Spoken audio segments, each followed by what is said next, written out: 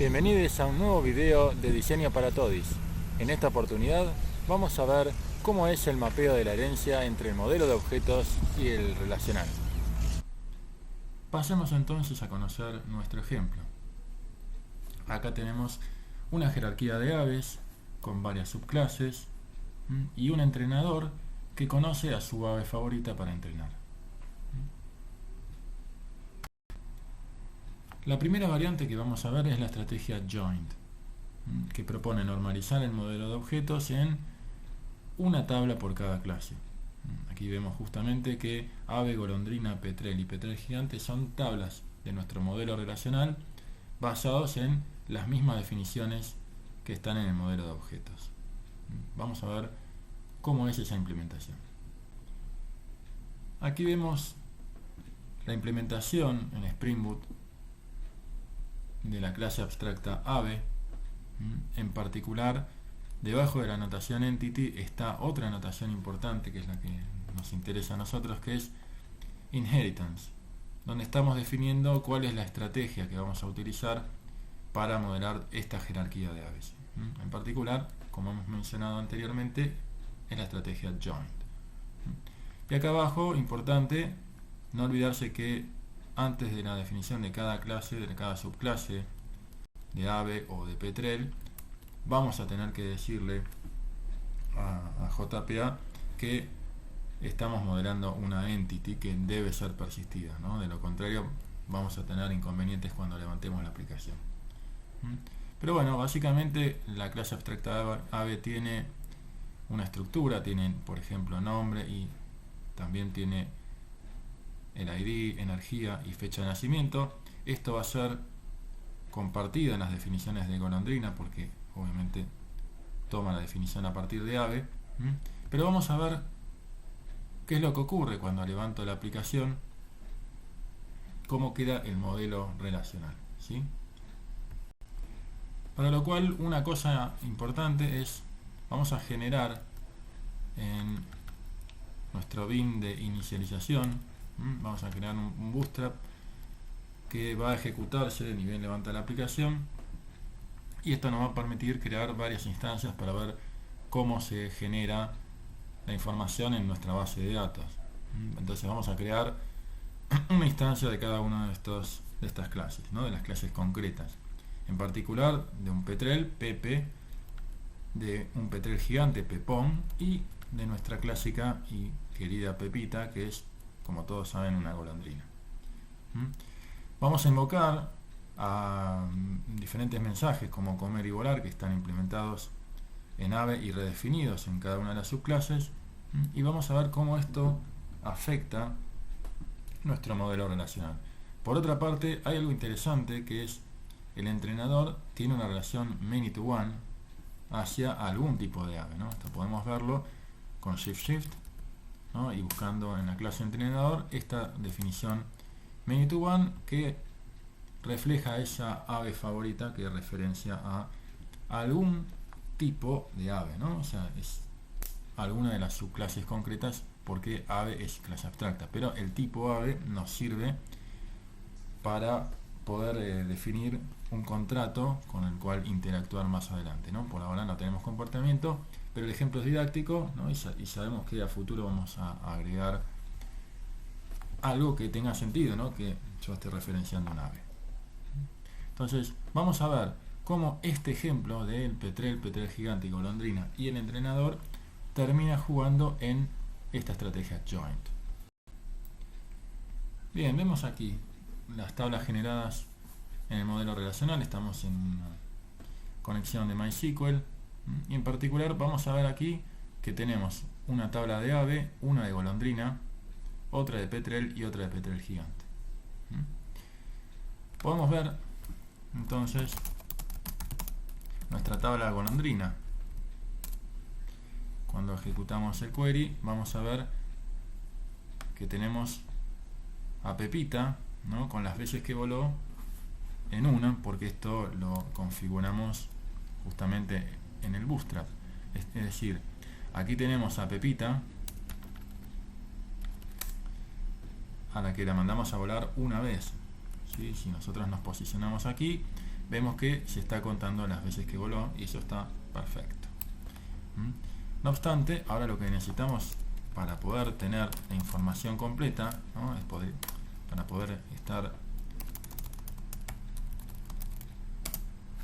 teniendo toda la información de Pepita, vamos a tener que hacer un join contra ave. Es decir, entonces vamos a tener que decirle a SQL que parta de golondrina y haga un inner join con ave, donde tendremos que buscar el matching entre el ID del ave y el ID de golondrina. Es decir, dentro de la tabla ave debería estar el mismo ID que seteamos para la golondrina. Efectivamente, aquí vemos toda la información juntando ambas tablas, ¿no? Ambas definiciones.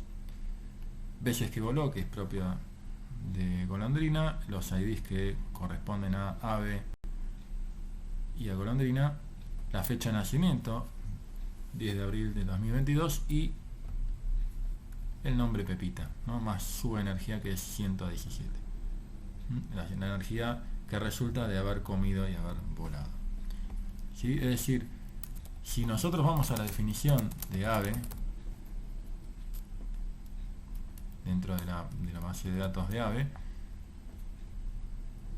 vamos a tener tanto a los petreles como a los petreles gigantes como a las golondrinas, pero solamente vamos a tener parcial información de esas entidades, ¿no? Es decir, si yo quiero terminar de construir un objeto petrel, tendré que hacer lo mismo, tendré que hacer un join, ¿no? Tendré que partir de petrel, bueno, petrel, ¿sí? Me voy a llevar esta definición que está acá,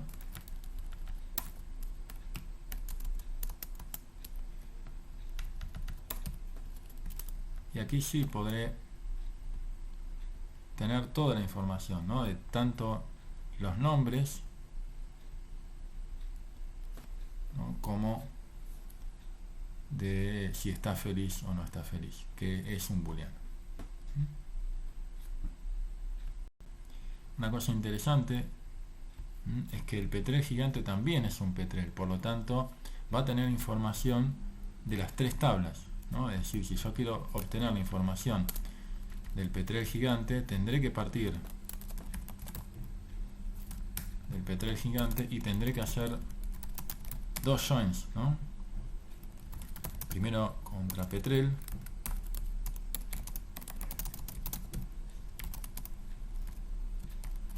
y luego también contra ave para obtener toda la información que yo quiero, ¿no? Una vez que selecciono y mando a ejecutar, aquí tendré la información de Pepón con la fecha de nacimiento, si está feliz, que está dentro del petrel, y la última vez que comió, que es parte del petrel gigante. Es decir, veamos nuevamente, ¿no? Última vez que comió está en petrel gigante, entonces vamos a verlo aquí.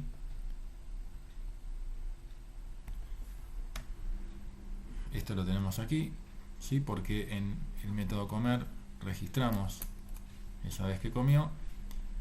Heredamos de petrel, por lo tanto vamos a ver en petrel que tenemos la columna está feliz, que es un booleano, ¿sí? Esto lo vemos aquí en este valor que está en true, porque al comer gana energía y como la energía es mayor a 50 está feliz. Y por último vamos hacia ave, donde tenemos energía, el nombre y el ID correspondiente, ¿no? Y aquí tenemos energía, nombre y la fecha de nacimiento que estaba por acá.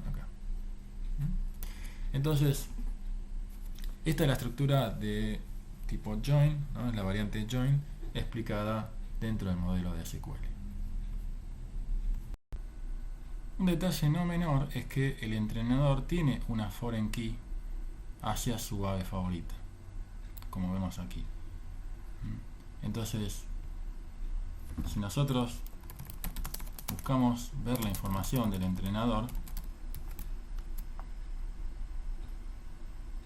vemos acá que aparece Víctor con su ave favorita ID que apunta a la ID de la golondrina.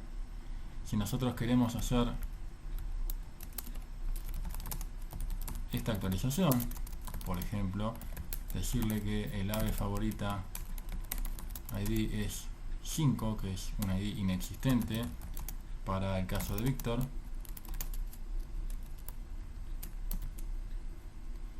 Lo que nos va a pasar es que vamos a tener un error de constraint, ¿no? Nos está diciendo exactamente eso, ¿no? que la foreign key tiene una restricción que no se está satisfaciendo y por lo tanto este ID falla, este update falla, perdón, no el ID, el update, y cuando tiramos nuevamente la consulta vemos que seguimos teniendo nuestra misma ave favorita.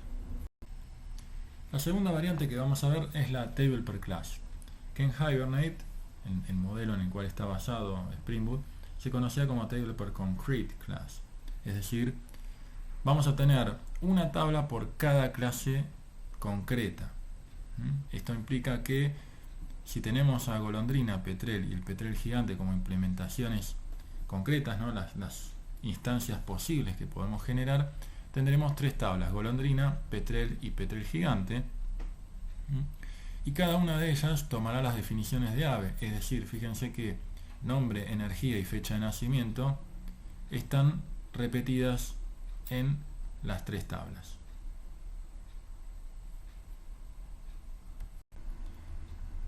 Entonces vamos a cambiar nuestra estrategia join y vamos a utilizar la table per class. Y a continuación vamos a volver a restartear la aplicación manteniendo el mismo bootstrap. Es decir, vamos a seguir creando a nuestro Petrel Pepe, a nuestro Petrel gigante Pepón y a nuestra golondrina Pepita, y a su vez el entrenador tendrá como ave preferida a Pepita. Vamos a ver cómo afecta esto al modelo relacional. Bien, aquí vemos que desapareció en nuestro modelo de SQL la tabla ave. Por lo tanto, este query que nos permitía conocer la información de la golondrina ahora falla porque no existe esa tabla ave. La solución para poder conocer la información de la golondrina es simple, porque ahora todo está en la tabla de golondrina, ¿no? El nombre, la fecha de nacimiento, la energía e incluso las veces que voló, que aparece aquí. Lo mismo nos va a ocurrir con el Petrel. Ya no necesitamos hacer joins contra ave para poder obtener toda la información que necesitamos del Petrel. Aquí está, si está feliz, que es propio del Petrel, el nombre, la fecha de nacimiento y la energía. Por supuesto que lo mismo también pasa para el Petrel gigante, donde ya no es necesario ese join. Y tenemos toda la información en la misma tabla. Veamos por otra parte cómo queda la información de entrenador. Es decir, queremos ver si tenemos ahora dentro de entrenador una foreign key. Cuando nos posicionamos, por ejemplo en golondrina, y pedimos acceder a la información de las columnas, vemos ahora que aparecen, por supuesto, muchas más columnas porque estamos repitiendo las definiciones que antes teníamos en la tabla ave, pero dentro de entrenador el ave favorita ID, más allá de ser nullable, no va a tener ninguna foreign key, ¿no? Y no lo puede tener porque ahora tenemos tres tablas distintas a las cuales podría apuntar, ¿no? El entrenador podría apuntar a una golondrina, a un Petrel o a un Petrel gigante. Entonces, si nosotros vemos la estructura de la tabla, parece ser similar, ¿no? Es decir, tenemos nuestro ID que apunta a Víctor, ¿no? El entrenador, y el ave favorita es la 3, que recordamos que es la golondrina, ¿no? Es Pepita. Ahora, si yo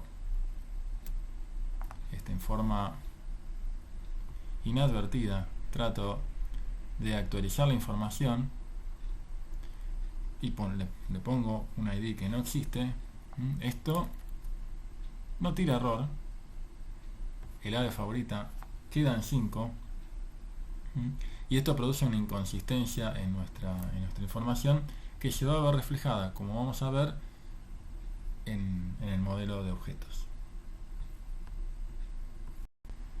Veamos en Insomnia qué es lo que responde el endpoint que nos devuelve todos los entrenadores.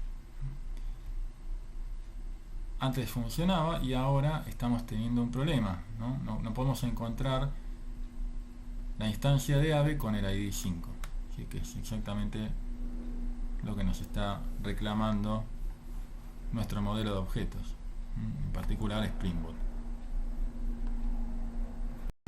Pasamos entonces a la tercera variante, denominada Single Table, que consiste en aplanar toda la jerarquía en una sola tabla.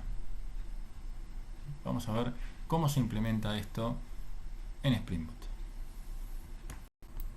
Cambiemos entonces la definición de la estrategia a un Single Table y vamos a restartear nuestro server para ver cómo afecta esto a la definición dentro de SQL. Hacemos refresh de nuestra definición dentro de la base de datos aves y vemos que hay efectivamente una única tabla de aves. Entonces, ¿cómo selecciono yo la información de las golondrinas, de los petreles y de los petreles gigantes? A partir de un solo query que es select from ave. Y aquí vemos que aparece la columna discriminator, en este caso el default es considerar el nombre de la clase, y vemos aquí que justamente están la golondrina, el petrel y el petrel gigante con su correspondiente nombre y toda la información que tiene específica cada una de las subclases. Podemos preguntarnos qué sucede cuando estemos buscando la información del entrenador y su ave favorita. Entonces vamos nuevamente aquí, vemos que en cuanto a columnas, como hay menos tablas, y se unifican las columnas, nuevamente volvemos a tener menos columnas, y en particular dentro de la solapita de índices estamos viendo aquí que volvió a aparecer la foreign key que va de entrenador hacia ave a partir de la definición de ave favorita ID. Esto vuelve a estar igual en las tres implementaciones, O sea, vemos que la estrategia table per class, single table y join, las tres no producen un cambio en la definición intrínseca de la información, cómo se guarda en la tabla de entrenador, pero sí producen efectos en cuanto a si tenemos o no una foreign key.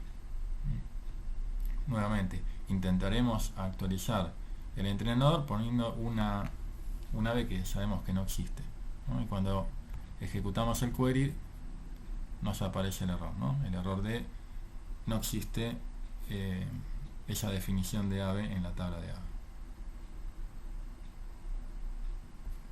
Repasamos entonces que la relación entre entrenador y ave cuenta con una foreign key en las variantes single table y join, mientras que en la table per class no es posible definir una foreign key hacia tres tablas distintas, por lo tanto no cuenta con una foreign key en su implementación. Siguiendo con el análisis comparativo, la variante single table es la única que necesita un campo discriminator que nos puede indicar en el momento de instanciar, de pasar de registro a objeto, a qué clase concreta pertenece, mientras que las otras variantes no la necesitan en el caso de la table per class porque indica la clase concreta, y en la estrategia join también se produce un join entre la clase abstracta pero también con la clase concreta, es decir, cada clase concreta tiene una implementación como tabla, y eso es lo que le da la pauta de, a la hora de instanciarla, a qué clase tiene que pertenecer.